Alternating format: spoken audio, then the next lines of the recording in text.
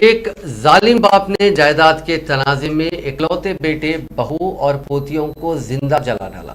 یہ دل دہلا دینے والا واقعہ کیرلا کی اڈوکی ضلع کے چینی کزہی گاؤں میں پیش آیا۔ پولیس کے مطابق چینی کزہی سے تعلق رکھنے والے فیصل اپنے خاندان کی کفالت کے لیے کرانہ سٹور چلاتا تھا۔ اس کے والد حامد نے چند سال قبل فیصل کو 50 سینٹ زمین دی تھی، تاہم دونوں کے درمیان جھگڑے کے بعد حامد نے ان سے کہا تھا کہ وہ اسے اپنی زمین واپس کر دے۔ فیصل اس پر راضی نہیں ہوا اور ان کے درمیان لڑائی مزید بڑھ گئی، جس پر حامد اپنے بیٹے پر کافی برہم تھا۔ جمعے کی آدھی رات کو فیصل اپنی بیوی اور بچوں کے ساتھ سو رہا تھا۔ حامد نے پیٹرول کی بوتل کمرے میں پھینک کر باہر سے دروازہ بند کر دیا۔ اس کے بعد اس نے آگ لگا دی اور فرار ہو گیا۔ اس نے پہلے ہی گھر میں موجود پانی کی ٹینکی کو خالی کر دیا تھا تاکہ آگ کو کوئی بھی بجھا نہ سکے۔